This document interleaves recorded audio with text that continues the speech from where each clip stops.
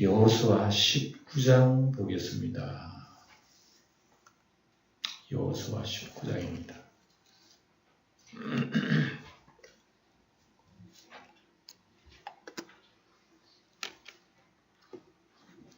10절 봅니다. 10절. 여호수아 19장 10절 봅니다. 셋째로 스불론 자손을 위하여 그들의 가족대로 제비를 뽑았으니 그들의 기업의 경계는 사리까지이며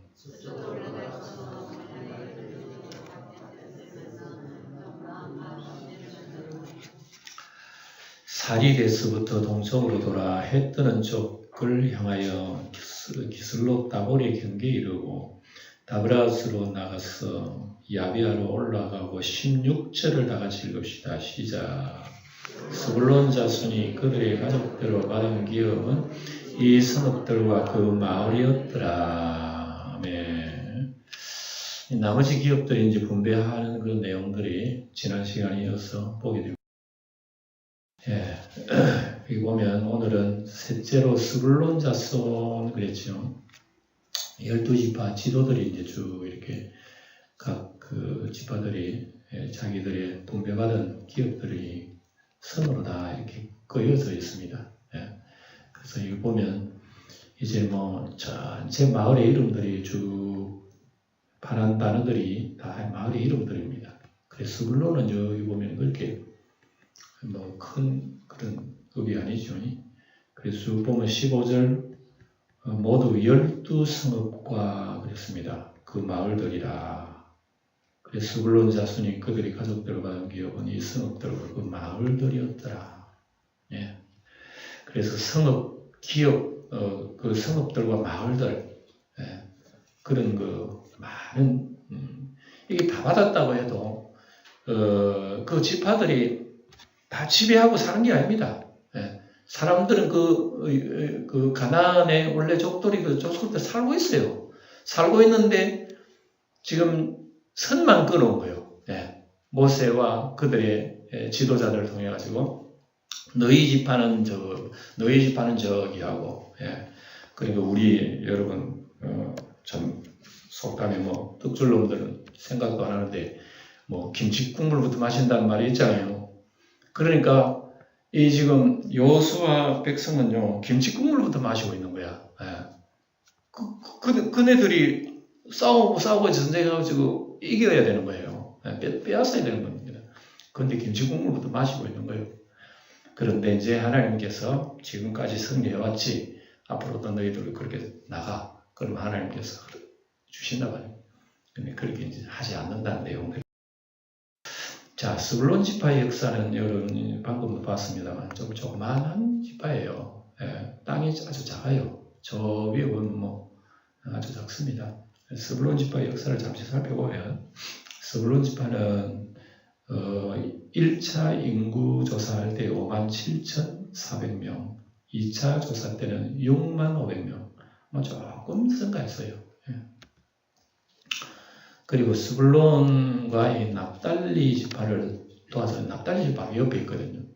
납달리 지파 도와가지고 가나안 왕을 내리칩니다. 야빈을 물리치고 또 사사시대 가보면 기드온과 미디안과의 전투할 때에 납달리가 가서 도와줍니다.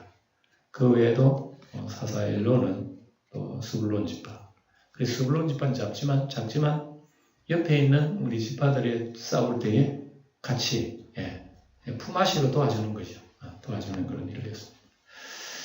그래서 예수님께서 이 갈릴리 인근 스불론 땅 연안 도시 가버나움에서 많은 사역을 행하셨죠. 예수님의 이 마을이에요. 지금 이 스불론 이사갈 가는 요 마을이 예수님 갈릴리 지역이에요. 예수님 탄생하는 그 지역입니다. 그래서 마태는 이것을 이사야 예언성취라고 합니다. 이사야 9장에 보면 나와요. 전에 고통받던 자들의 흑암이 없으리로다. 고통받는 자들, 왜 스불론이 고통받았느냐. 스불론이 굉장히 그 지역이 아주 후져요. 그래서 사람들도 대체적으로 전부 다 호수에, 갈릴리 호수에 어부들이 많고, 그런 그 어려운 지역입니다. 그래서 이 어려운 지역에 하나님이 예언을 하는 거죠. 옛적에 여호와께서 스불론 땅과 납달리 땅에 멸시를 당하게 하셨더니 후에는 해변길과 요단 저쪽 이방의 갈릴리를 영화롭게 하셨느니라. 예수님도 마태복음 4장 14절 보면 나오죠. 이는 선지자 이사야를 통하여 하신 말씀을 이루려 하심이라. 일렀을 때 스불론 땅과 납달리 땅과 요단강 저편 해변길과 이방의 갈릴리여. 흑암에 앉은 백성이 큰 빛을 보았고 사망의 땅과 그늘에 앉은 자들이 빛이 비었도다 하였느니라. 참 어렵고 힘든 땅인데 이 땅에 누가 왔다고요? 하나님의 아들이 온 거예요. 하나님의 아들이 와가지고 먼저 그 지역에 있는 그 어두움의 세력에 예수님 빛을 비춰줍니다. 하나님께서 오신 구원의 모습을 다 보여주고 이적 기적을 보여주시고 예수님이 오셔서 그들에게 하나님의 그 메시아를 보여주셨어요. 근데 예수님 시대에 갈릴리 사람들이 예수님을 안 믿었어. 그래서 물론 땅은 복은 받았지만 그들이 눈이 어두워. 그래서 참 큰 어려움에 있었던. 자, 그래서 스불론은 스불론 지나갑니다. 지나가고 이제 넷째로 이사갈 지파가 나와요.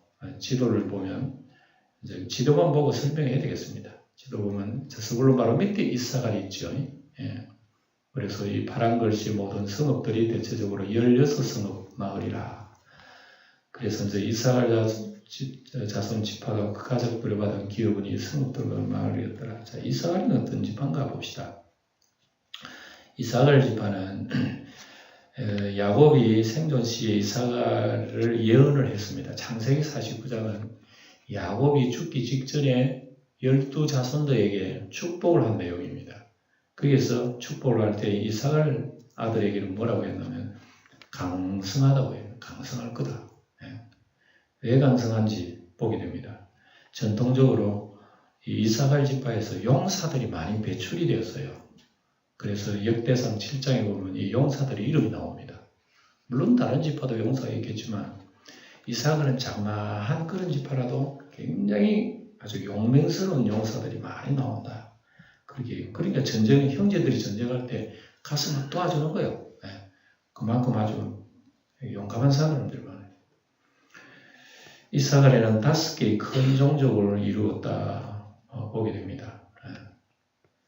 사사 드보라 시대의 세력을 얻었고 또 이사갈 지파 또 사사 드보라 시대에 대단했습니다. 그래서 사사 시대에 가면 이사갈이요 굉장히 힘을 얻습니다. 이사갈 지파에서 굉장히 큰 일을 많이 해요. 그래서 이사갈 지파 돌라 사사가 돌라라는 사람이 있죠. 이 사람도 이사갈 지파입니다. 어쨌든 이렇게 힘을 낸 그런. 그 다음 5번째로는 아셀 자손 지파. 아셀이 어디 있습니까? 저 위에 꼭대기 왼쪽에 붙어 있죠. 그 아셀 지파입니다.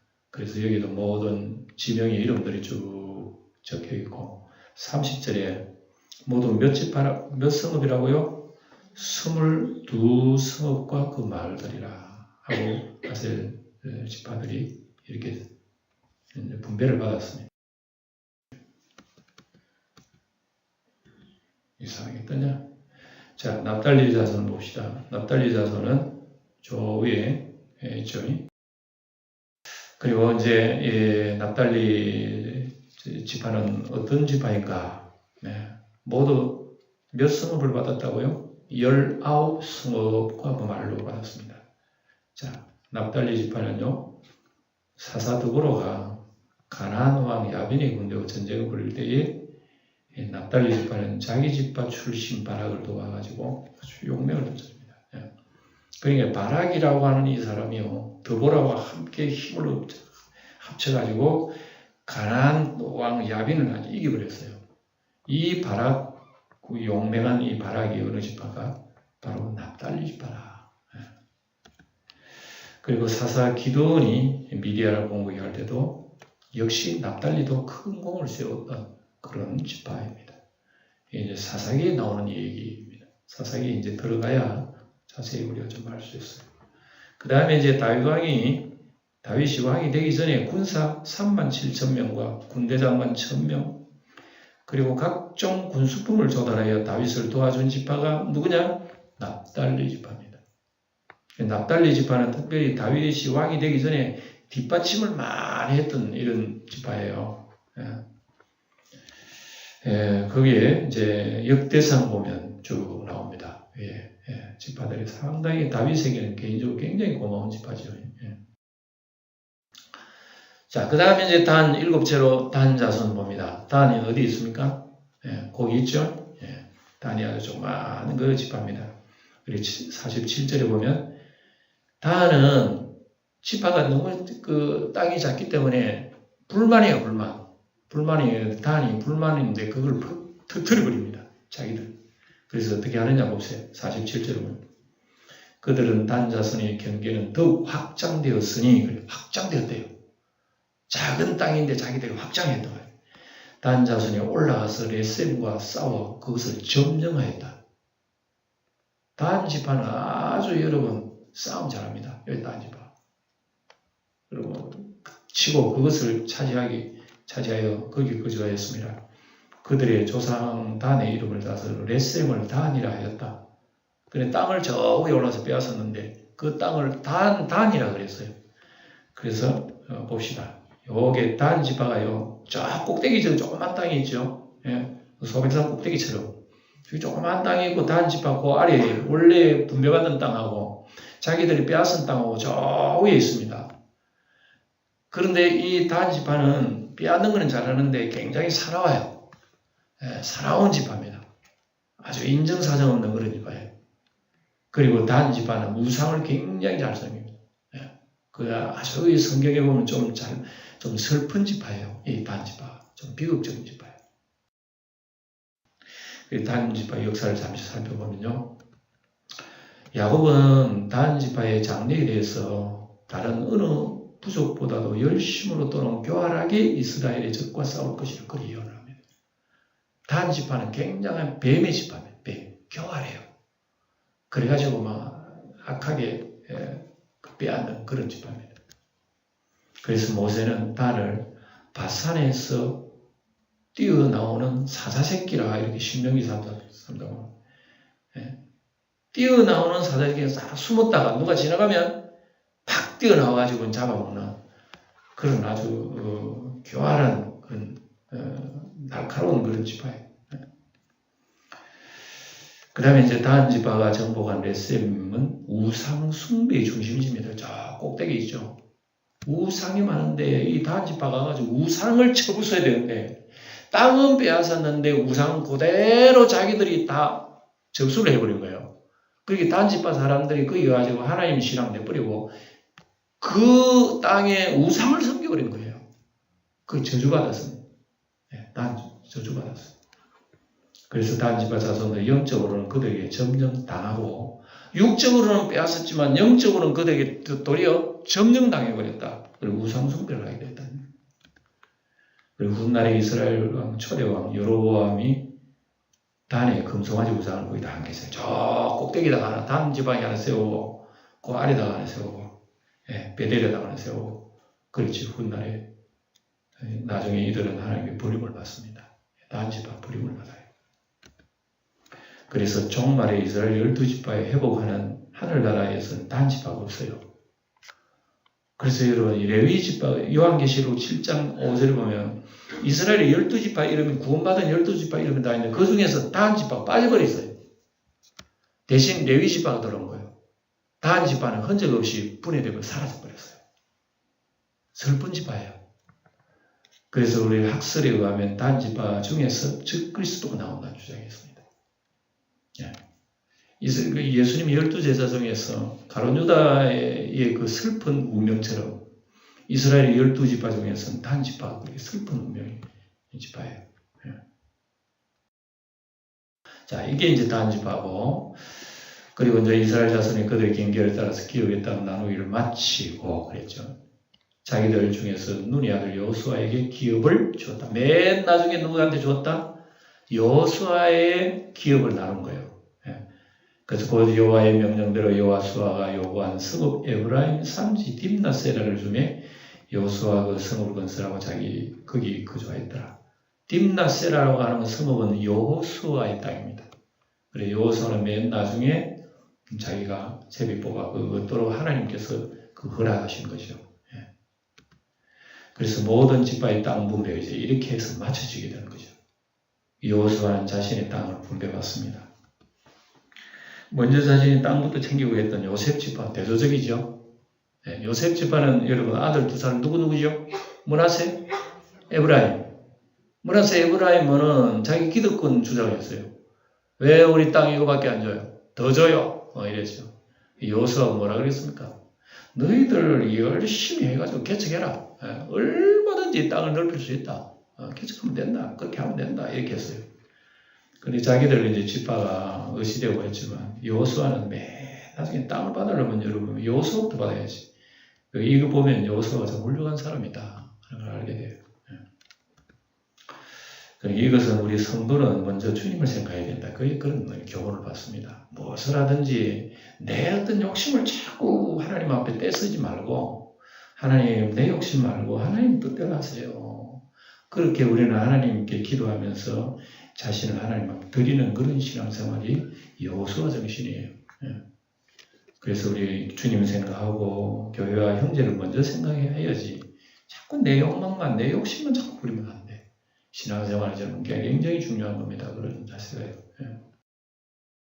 그래서 이제 20장으로 넘어옵니다. 여호와께서 여호수아에게 말씀하여 이르시되 2절을 읽어보세요. 시작. 손에게 통하여 너희에게 말한 도피성을 너희 3절 같이 읽어봅시다. 부지 중에 실수로 사람을 죽인 자를 그리로 도망하게 하라. 이는 너희를 위해 피의 보복자를 피할 곳이네. 20장에 와가지고는 뭘 하나님이 얘기하는 도피성을 너희를 위해서 만들어라. 도피성은 뭐냐? 실수로 사람을 죽여가지고 그 사람 생명을 보호해주는 그런 얘기예요. 그래서 이것은 왜 많은 범죄의 대책 중에 도피성을 하나님이 무슨 이렇게 만들었을까? 이스라엘 백성들의 여러분 수백만 명 되겠어요. 그 되는데 여러분 하루에 살인 사건이 얼마나 많이 나요? 사람 죽는 사건. 그런 경우에 여러분 반드시 사람을 죽이면 그 사람 죽는 게 율법이에요. 사람을 죽이면 자기도 사형받습니다. 이게 율법입니다. 그래서 실수를 했든 뭘 했든 사람 죽이면 자기가 죽어야 되는 거예요. 그래 하나님은 그 선을 긋습니다. 실수하는 사람 죽이지 마라. 여러분 실수로 사람 죽일 수 있잖아요. 잘못하고. 그런 경우는 하나님은 그런 걸 지금 경계하시는 거죠. 그래서 사람의 범죄 중에 가장 큰 죄가 살인죄입니다. 가장 지금 무거운 죄입니다. 그런데 실수로 살인한 자는 복수를 하지 마라. 그래 하나님 보호해 주셔요. 그걸 이렇게 하나님이 도피성을 만들어줍니다. 그래서 실수로 사람 죽인 사람 도피성 피해 있으면 그 법적으로 보호를 받도록 하는 걸 만드는 거예요.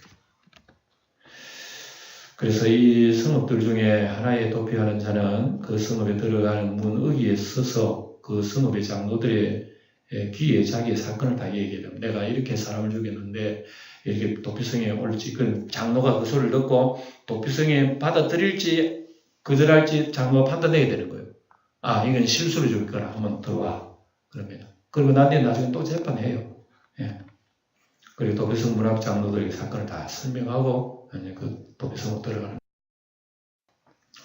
자, 그들은 그를 성읍에 받아들여 한 곳에 주어 자기들 중에 거주하게 하고 피해 보복자가 거기 뒤를 따라옵니다. 저놈은 우리 형제 죽였다, 우리 식구 죽였다, 누구 죽였다, 막 죽이려고 그러잖아요.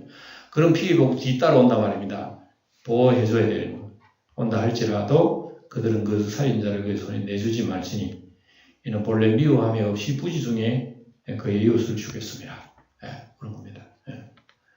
여러분 우리나라의 여러분 법원에도 고의로 죽인 거하고 실수로 죽인 거하고는 법에서 판단을 훨씬 달리합니다.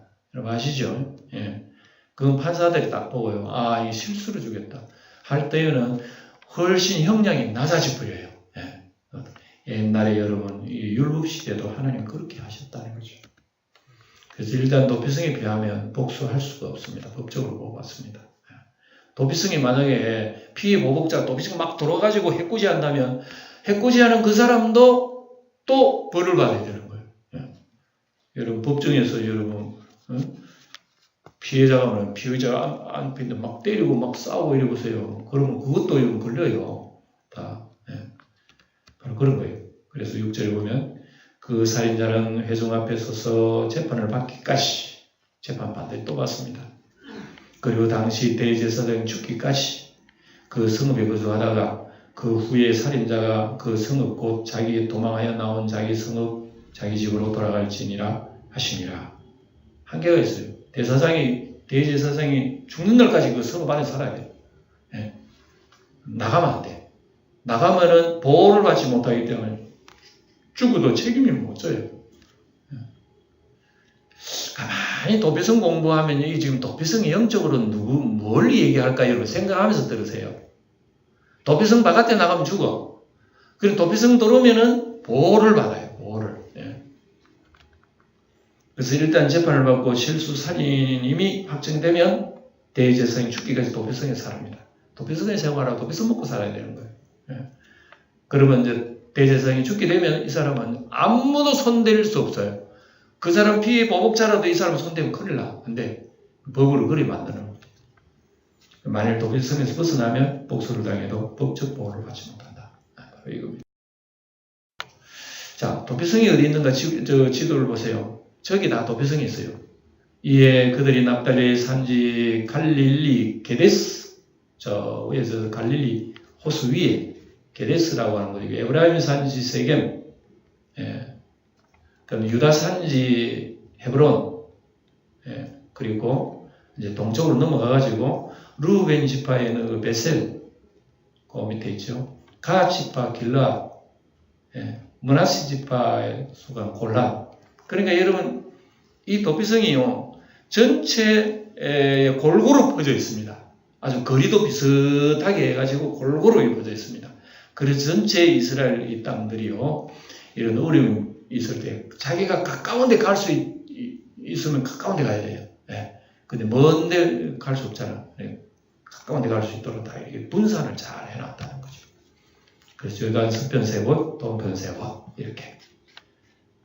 9절에 이는 곧 이스라엘 모든 자손과 그들 중에 그리워하는 그리움인을 위하여 선정된 성읍들로서 누구든지 부지 중에 살인한 자가 그리로 도망하여 그가 회중 앞에 설 때까지 피의보복자의 손에 죽지 아니하게 하기 위함이라. 우리 하나님께서 참 멋지신 분이죠. 실수로 여러분 살인해가지고 억울하게 자기 죽으면 어떡해? 하나님 그걸 다 보호를 하셔서 억울하게 죽지 못하도록 하나님 보호를 해주신 거예요. 실수 살인자의 생명을 보호하신 하나님이라 우리 여기 보게 돼요. 예. 여러분 실수나 사고로 죽은 자도 하나님의 섭리라는 거 여러분 아셔요? 자, 우리 여기서 배우면 출애굽기에 지금 이미 나온 건데요. 출애굽기인데 우리는 이미 봤어요. 봅시다. 출애굽기 21장 13절 이런 구절이 나와요. 만일 사람이 고의적으로 한 것이 아니라 나 하나님이 그 사람을 그 손에 넘긴 것이면 이래 나오죠. 내가 그를 위하여 한 곳을 정하리니 그 사람이 그리로 도망하라. 이게 도피성 얘기란 말입니다. 그러니 우리가 이거 볼 때에 사람이 우연히 죽거나 혹시 실수로 죽거나 해도 출애굽기 21장을 보면은 그 누가 섭리하시는 분이 있다. 누가? 하나님이 섭리하신다. 여러분 그래서요 사람은 우연히 죽어도 사실은 하나님의 섭리 속에 있다는 걸 여러분 아셔야 돼요. 우리 예수님도 그런 말씀하셨죠. 공중에 날아가는 새가 주님의 하나님의 명령이 아니면 하나도 떨어지지 않는다 그랬어요. 그러니까 여러분 모든 생명이 바로 하나님께서 그렇게 하신대요. 그러니까 여러분 만물의 영장이 되는 사람이 죽고 사는 문제 절대 우연이 없어요. 아이고 우연히 죽고 실수했다는 거 얼마나 많이 나옵니까 여러분. 사고 사건 보면 우연히 죽어 우연히. 근데 하나님 눈에는 우연이 아니야. 다 참 놀라운 선입니다. 그래서 여러분 예수 그리스도는 우리에게 영원하고도 완전한 도피성이라 그 얘기입니다. 여러분 믿습니까? 이 구약의 도피성이요, 예수님을 상징하는 겁니다. 예수님 품속에 들어가면 어떤 흉악한 죄라도요, 설렁설렁 죄가 없어지고요, 하나님 앞에 의인이 되는 거예요. 그래서 하나님께서 그런 도피성은 신약의 예수님을 상징하도록 이렇게 다 숨겨놓은 겁니다. 그래서 예수님이 우리의 영원한 안식처요, 도피처요, 피난처요, 우리의 요새요, 예수님이 우리의 방패요, 우리의 산성이요. 이게 온통 구약 성경에 있는 말씀. 그래서 우리는 예수님 안에서 참 자유를 얻습니다.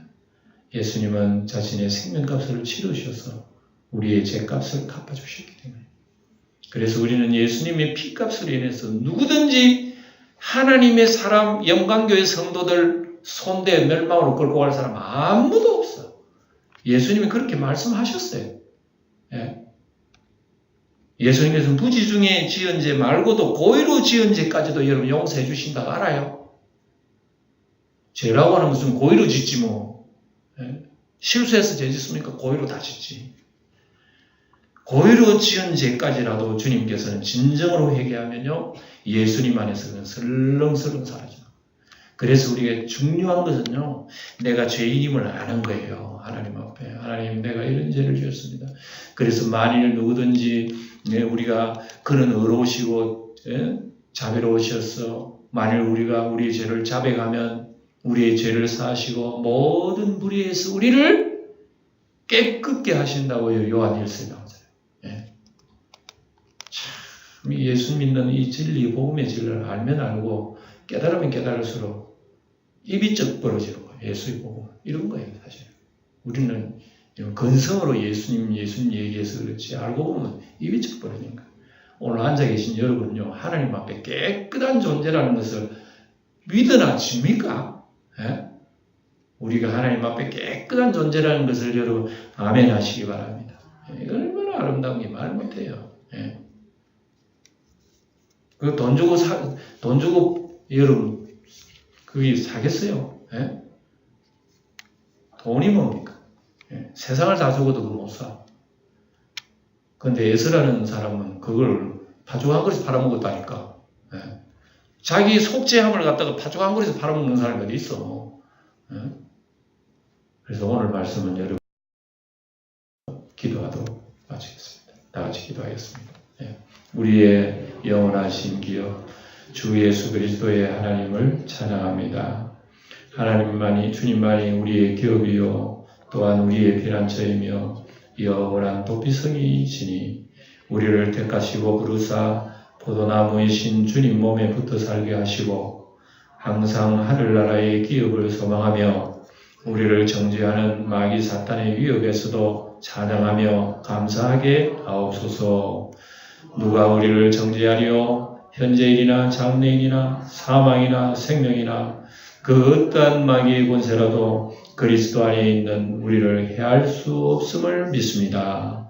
영광 받으실 우리 주 예수님의 이름으로 기도하옵나이다. 아멘.